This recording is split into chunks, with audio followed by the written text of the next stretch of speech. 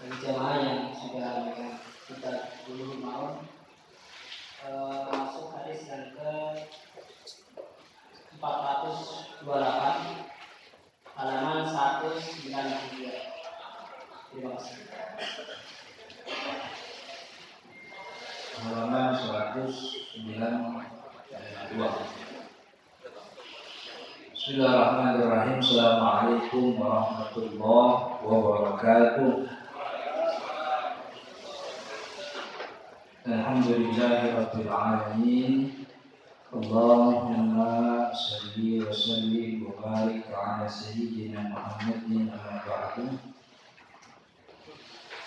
Para jemaah yang dirahmati Allah, alhamdulillah pada siang hari ini kita diberi nikmat oleh Allah sehingga bisa berkumpul bersilaturahmi dan juga bisa menunaikan salah satu kewajiban kita, yaitu melaksanakan sholat zuhur secara berjamaah.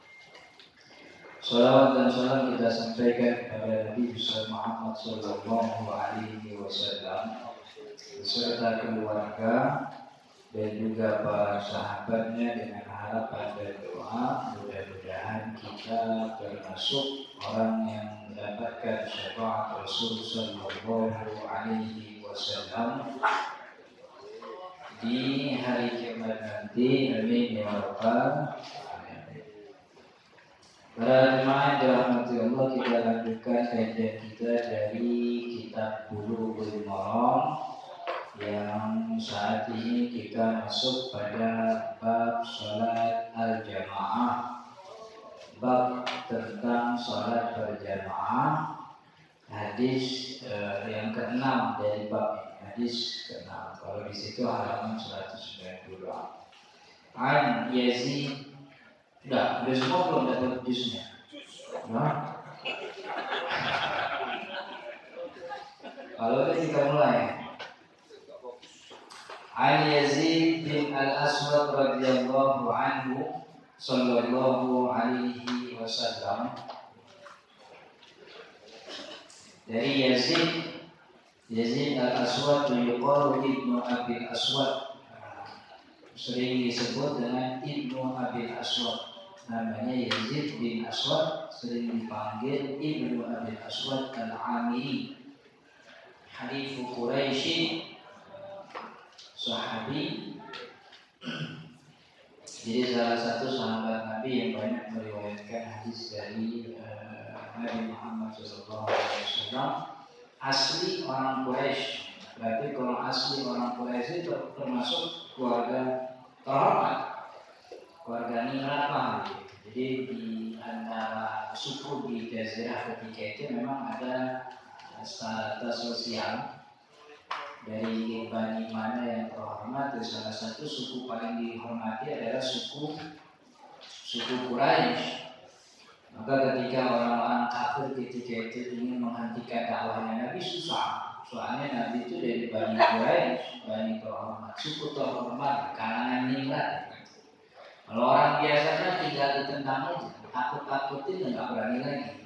Tapi kalau orang ningrat, orang Monogor juga kan keren. Orang yang berarti dihormati. Saking dihormatinya, kalau dia pun tentu orang bilangnya enggak wangi, enggak bau, wangi. Kuningrat. Maka menghentikan dakwahnya Nabi itu susah. Waktu itu susah. Sampai akhirnya malam tanggal 27 Rajab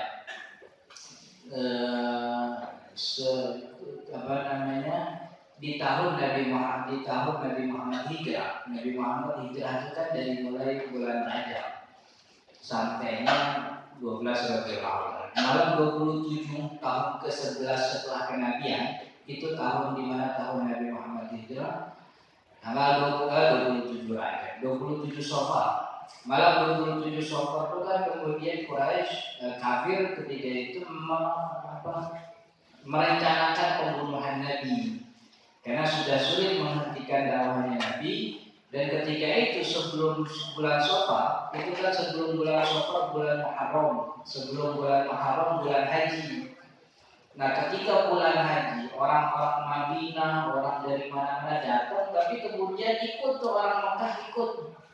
Ikut kemana? Ikut ke Madinah. Atas perintah siapa? Perintah Nabi. Jadi Nabi Muhammad sudah diizinkan untuk hijrah sejak bulan haji. Tapi Nabi Muhammad dilarang. Maka Nabi Muhammad menyuruh orang-orang pergi berangkat. Satu, jadi hijrah itu bukan seperti kita, jangan bayangkan kalau hijrah itu seperti pemilu begitu, satu hari serentak, enggak. Jadi 2 orang, 3 orang. Yang terakhir hijrah itu Nabi Muhammad bersama Sayyidina Abu Bakar malam tanggal 27 Safar. Nah, ketika itu orang kabur bergergetan kan gitu. Anaknya kabur, ada yang suaminya pindah, ada yang budaknya ikut hijrah ke Madinah. Sampai akhirnya mereka berkumpul untuk merencanakan apa yang harus kita lakukan terhadap Muhammad yang udah bikin budak kita pada kabur, istri kita pada bangkang, anak-anak kita pergi ke Yathrib. Bagaimana? Kalau gitu kita penjara aja, kata salah seorang. Jadi ketika itu ada namanya Darun Nadwah kan. Darun Nadwah itu tempat diskusi, tempat rapat orang-orang kafir, elit kafir ketika itu tanggal 27 Rajab, tanggal 27 Safar pagi. Mereka berdiskusi, Muhammad yang dipenjara. Lalu kata sahabat, jangan dipenjara. Kata Abu Lahab, jangan dipenjara. Nabi Muhammad itu mulutnya manis kan. Walaupun badannya dipenjara, mulutnya itu bisa ngomong. Nanti setiap hari ada pengikutnya yang demo dibisikin ini itu, oh kalau Muhammad itu sihir kan begitu. Muhammad itu kata-katanya bagai pujangga, bisa nyihir orang. Nanti dia bisik-bisikin pengikutnya, dia dalam kekuatan dari luar, oh bahaya kita diserang. Jangan dipenjara. Ya udah kalau gitu kita asingkan saja. Diasingkan lebih bahaya lagi. Kalau nanti dia di luar tuh dalam kekuatan pengikutnya banyak, kita habis nanti diserang. Lalu kemudian ada seorang dari terlihat berpakaian khas pakaian orang Bani Bani Najd. Jadi salah satu kota di Jazirah ada namanya Najd. Dia berpakaian seperti itu, seperti syekhnya orang Najd begitu. Pakai sorban, ulama lah begitu. Lalu dibilang, kenapa kita tidak rencanakan bunuh saja? Bunuh saja orang. Kita rencanakan bunuh saja. Orang percaya begitu. Melihat parasnya itu seperti paras penasehat begitu kan, pakaian juga pakaian penasehat. Lalu dia kemudian diceritakan oleh banyak ulama bahwa itu adalah iblis yang berwujud seperti setan iblis berwujud seperti Syekhun Najdin, syekh dari Bani Najd begitu. Bunuh dan semua sepakat. Cuma beberapa orang masih khawatir. Kenapa? Ya Muhammad itu kan dari orang Quraisy, Bani Hashim lagi. Jadi di antara Quraisy itu kan ada tokoh, ada Hashim. Bani Hashim Muhammad, Bani Hashim, keturunan Hashim gitu. Ya ibaratnya ada partai A, itu kan ada elitnya. Elitnya itu kan punya anak. Udahnya dari partai A, anak elit lagi. Itu kan bahaya banget kalau kita pamerkan gitu.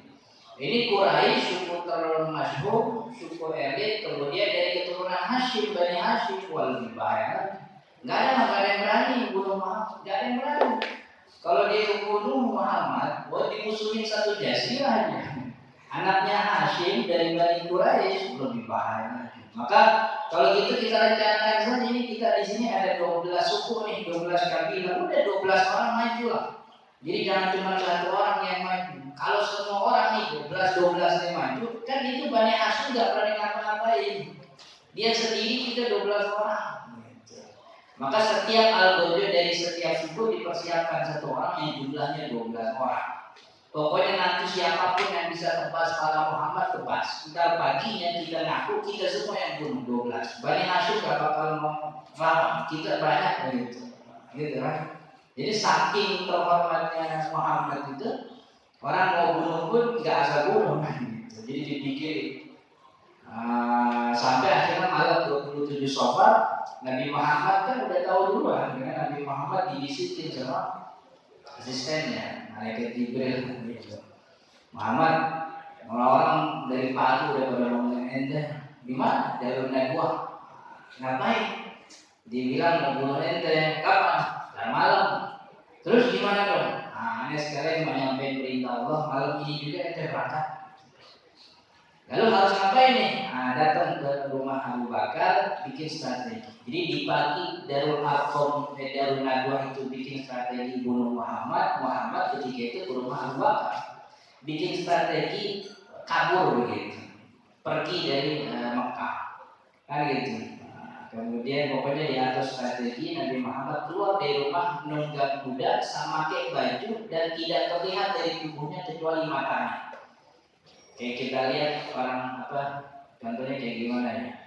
Ya kan pakai jubah, kepala semua ketutup kecuali mata. Kayak Agung Romali Ahmad tahun berapa itu mungkin. Ya kan gitu. Kayak gitu lah.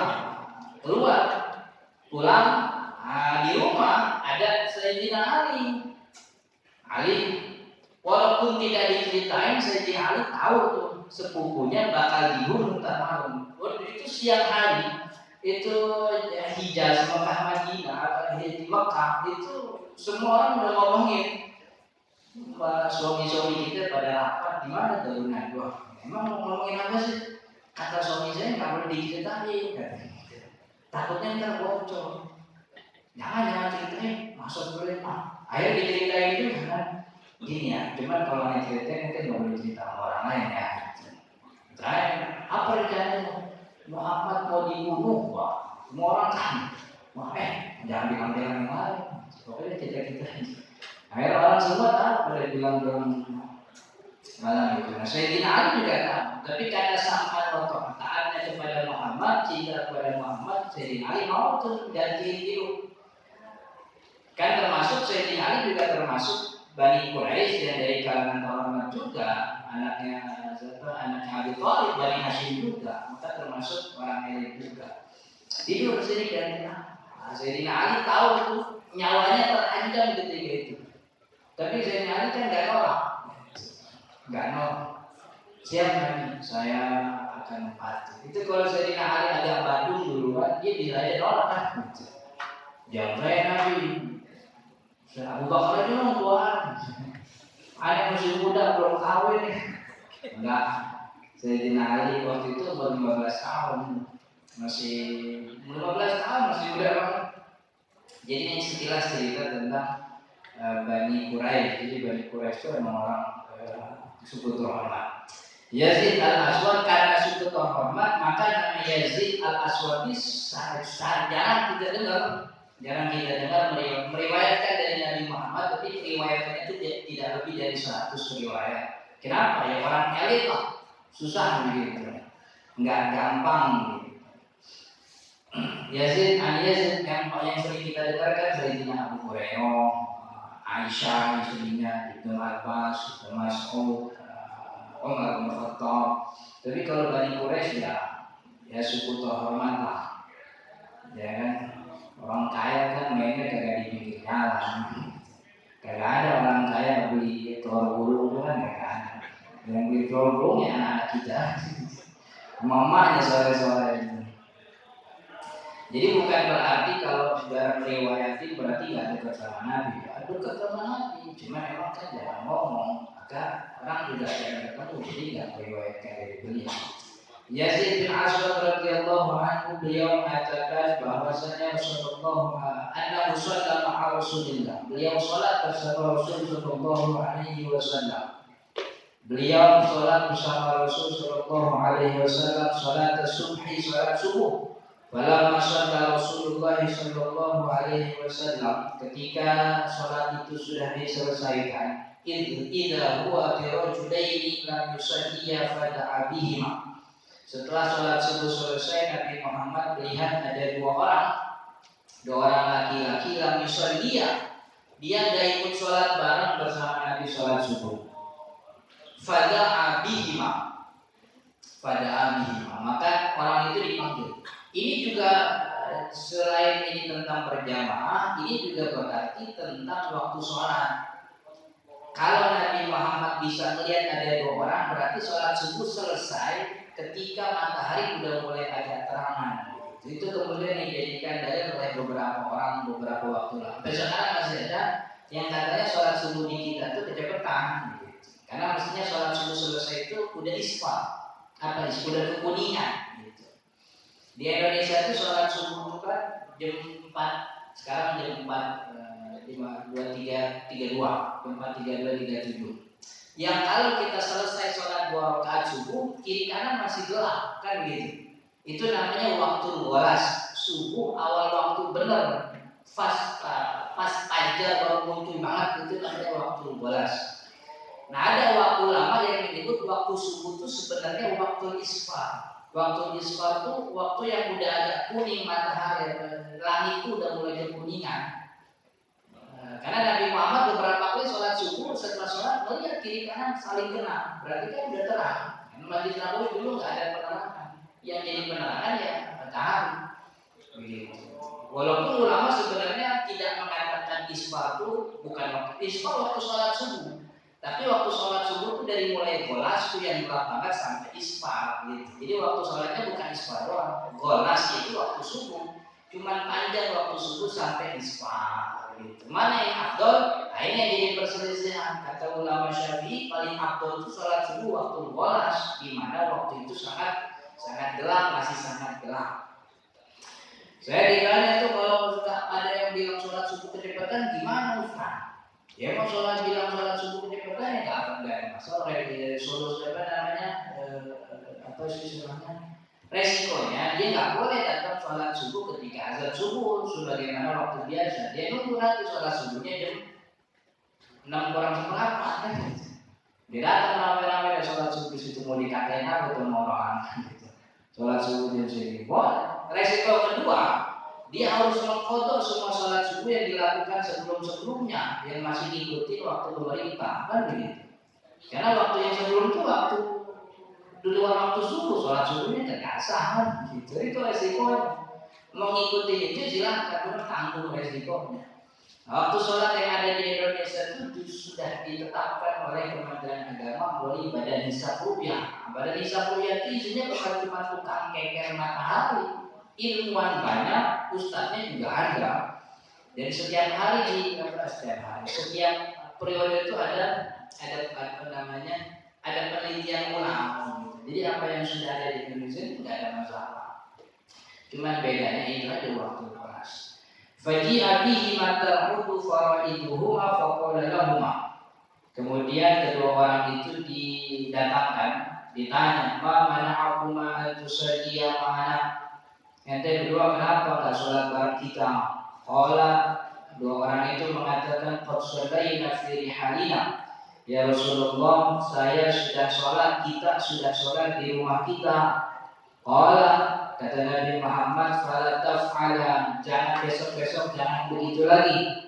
Idza shallaituma fi rihalikuma, kalau kalian memang sudah sholat di rumah kalian, tsumma adraktumal imam, kemudian kamu datang ke masjid, kalian ada yang berjamaah, walam yusalli dan berjamaahnya belum selesai gitu. Artinya jamaahnya masih sholat atau justru malah belum sholat berjamaah. Fasalliya ma'ahu, maka sebaiknya sholatlah kalian bersama jamaah, bersama imam. Fa innaha lakuma nafilah, karena sesungguhnya sholat yang bersama imam itu hukumnya jadi sunnah, nafilah. Fa innaha lakuma nafilah. Jadi udah sholat di rumah, terus ente main ketemu masjid ada berjamaah, sholat lagi nggak ada masalah. Kenapa? Itu jadi sunnah hukumnya, jadi lebih baik begitu. Jadi yang wajib tetap yang pertama kali dilakukan, tapi sholat fardu yang dilakukan untuk kedua kalinya itu hukumnya sunnah begitu. Jadi sebenarnya tidak ada masalah kalau kita. Maka beberapa orang sering bertanya, Ustaz, saya sebenarnya mau sholat berjamaah di masjid, tapi saya kesian sama istri anak saya. Kalau saya di masjid dia nggak sholat berjamaah. Saya pengen bisa juga sholat berjamaah di rumah. Ya sholat dua-duanya. Di masjid dia sholat berjamaah, sholat pertama, yang kedua itu dia sholat sunnah. Jadi imam nggak ada masalah. Dan itu yang dilakukan oleh Sayyidina Mu'adz bin Jabal. Sahabat Mu'adz bin Jabal sholat isya bersama Nabi Muhammad di Masjid Nabawi. Kemudian dia pulang ke rumahnya. Dan di rumah sahabat itu ternyata tidak semua. Di beberapa sahabat tuh ada yang punya langgar sendiri, punya musola. Ibarat di kampung tuh ada majlis taklim yang ustaz rumah, sampingnya ada majlis taklim. Itu murid-muridnya sholat di situ bukan berjamaah. Tapi kalau Jumatan mereka ke masjid. Gitu. Begitu juga dulu ketika Nabi Muhammad hidup, berjamaah itu tidak terfokus di Masjid Nabawi saja. Rumah-rumah sahabat Nabi itu punya langgar, punya musola, punya surau. Mereka sholat bersama orang-orang sekitarnya. Mu'adz bin Jabal sholat isya bersama Nabi Muhammad di Masjid Nabawi, kemudian dia pulang sholat isya lagi jadi imam di suraunya, di langgarnya bersama orang-orang sekitar. Jadi sholat yang kedua itu hukumnya jadi sunnah begitu. Maka kemudian itu ulama Syafi'i mengatakan kalau niat sholat fardu yang 5 waktu mesti ditentukan usulinya, zuhur, asar, maghrib, apa isyanya, kemudian fardhon atau sunnah. Jadi ada 3 hal dalam niat sholat yang harus dikerjakan. Pertama, menyengaja sholat, itu kalimatnya usolli. Kemudian jenis sholatnya apa? Zuhur, asar, maghrib, isya atau subuh. Kemudian yang ketiga, jenis hukumnya itu zuhur fardu atau zuhur yang sunnah, zuhur yang kedua. Karena mungkin saja orang mengerjakan sholat zuhur untuk yang kedua kali. Gitu kita sholat berjamaah di masjid, pulang kita sholat lagi jadi imam di rumah, gak ada masalah. Apa setiap sholat boleh dilakukan begitu? Subuh boleh, zuhur boleh, asar boleh. Nah ini dijelaskan oleh beberapa mazhab. Wa khassa Abu Hanifah masyru'iyyatan i'adah di ghairi subhi wal maghrib. Imam Abi Hanifah mengkhususkan bolehnya ngulang sholat fardu itu. Ini ngulang ya, ngulang dalam arti ngerjain yang kedua kali itu yang hukumnya sunnah. Dan berarti di satu waktu dia mengerjakan 2 kali sholat jenisnya sama, yang satu wajib, yang satu sunnah. Itu pengulangan itu boleh dilakukan di seluruh sholat 5 waktu kata Imam Abu Hanifah kecuali subuh dan maghrib. Kecuali subuh dan maghrib kata Imam Abu Hanifah. Kenapa? Ya karena setelah subuh tidak ada lagi sholat setelah subuh. Kalau maghrib kenapa nggak boleh diulang lagi? Maghrib itu kan ganjil. Kalau dia sholat lagi 3 lagi jadi 6, jadi genap tuh nggak ganjil lagi. Hilang sudah nilai ganjilnya. Padahal salah satu cirinya maghrib dia ganjil. Itu kata Imam Abu Hanifah. Wa qala Syafi'i wa Ahmad. Imam Syafi'i madhabnya kebanyakan kita Mahdanisa dan juga Imam Ahmad, al-i'adatu bi umumihi. I'adah mengulang sholat 5 waktu, sholat wajib itu boleh di setiap sholat 5 waktu. Zuhur boleh, asar boleh, maghrib boleh, isya boleh, subuh juga boleh, semuanya boleh. Jadi yang kedua itu hukumnya jadi sunnah. Akhdar bilahil hadis, mengambil keumuman hadis ini. Hadis ini kan tidak membatasi hanya subuh. Nabi Muhammad mengatakan kalau sudah sholat di rumah kalian, tapi ceritanya sih cerita subuh memang. Cuma Nabi Muhammad pesannya kan begitu. Kalau ila sholaitu ma fi halikuma, kalau sudah sholat di rumah, kemudian kamu datang ke masjid, nemu ada jemaah yang belum sholat atau sedang sholat, maka ikutin aja. Karena itu adalah jadi sunnah. Ini hadisnya ceritanya subuh, tapi nasihat pesannya Nabi itu umum, tidak membatasi subuh atau bukan subuh. Maka ya setiap sholat boleh. Dan itu dilakukan oleh sahabat Nabi. Kemudian Nabi Muhammad juga dalam satu hadis pernah mengatakan di Masjid Nabawi, ketika sudah selesai sholat fardu, para sahabat kemudian duduk berzikir. Lalu ada salah seorang sahabat yang telah masuk masjid. Nabi Muhammad kemudian berdiri mengatakan, ama ahadukum yatasaddaq bi nafsihi. Ada yang mau sedekah apa enggak? Sedekah apa Nabi? Itu ada yang baru masuk, temani dia sholat berjamaah. Jadi Nabi Muhammad justru mulai dulu. Itu ada yang datang sendirian itu kesian, gak ada teman sholat lah berjamaah berdiri. Ada yang masuk. Jadi sedekah. Nah, sedekah itu bukan hukumnya sunnah. Maka sholat itu hukumnya juga sunnah. Begitu. Jadi ini kata Syafi'i dan juga Imam Ahmad. Jadi semua sholat tidak ada batas. Begitu juga kita. Sholat berjamaah di masjid yang pertama itu wajib. Terpulang istrinya belum sholat, yuk sholat sama papa, sholat sama ayah, sholat sama abang berjamaah. Itu yang kedua jadi sunnah. Jadi dia dapat sunnah berjamaah di masjid, dia dapat itu nilai apa istilahnya kepemimpinan dalam keluarga, mendirikan sholat di keluarga bersama anak istri berjamaah. Jadi dua-duanya dapat begitu. Jadi nggak ada masalah. Waqala Malik, akan tetapi Imam Malik mengatakan sholat di jamaatin lam ya'ad wa illa an. Kalau di rumahnya dia sholat berjamaah, kemudian ketemu di masjid berjamaah, gak usah diulang. Kenapa? Karena udah berjamaah. Kan ini intinya mau dapetin fadilahnya berjamaah. Kalau di rumah kalau di rumah dia sudah sholat berjamaah, yang kedua nggak perlu lagi. Walaupun kalau terus dilaksanakan juga nggak ada masalah. Kecuali tapi kalau sholat di rumahnya belum berjamaah, di masjid ketemu berjamaah, walaupun itu maghrib. Jadi Imam Malik juga membolehkan sholat yang kedua setelah sholat maghrib.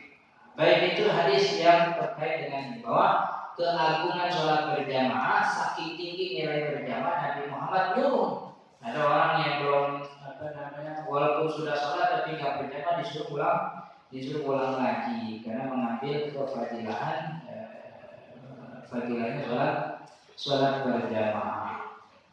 Nabi Hurairah radhiyallahu anhu, dari Sayyidina Abi Hurairah radhiyallahu anhu, insyaallah di pertemuan akan datang karena sudah jam 1. Baik, sebelum ditutup ada yang ingin bertanya mungkin? Kalau ada, ya. Untuk jadwal sholat panjang masa itu yang ada di masjid-masjid. Iya. Iya, kan perputaran galaksi itu kan sudah apa istilahnya? Ya begitu kan, sudah tercatat apa namanya? Tetap begitu kan perputaran. Dan jadwal waktu sholat itu kan bergantung pada perputaran matahari, peredaran matahari. Kalau bulan itu ya bulan kalau bulan awal, tapi